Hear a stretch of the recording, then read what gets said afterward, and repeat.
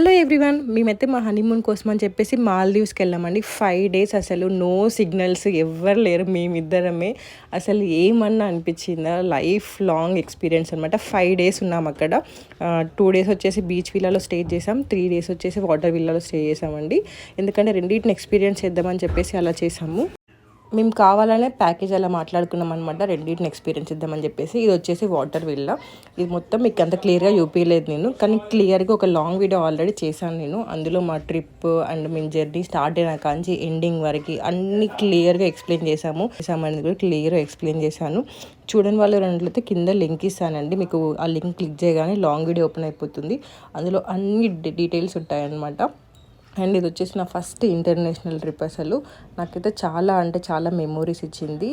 and స్వర్గం ఇక్కడే అన్నది అనే పాటకైతే పర్ఫెక్ట్ సింక్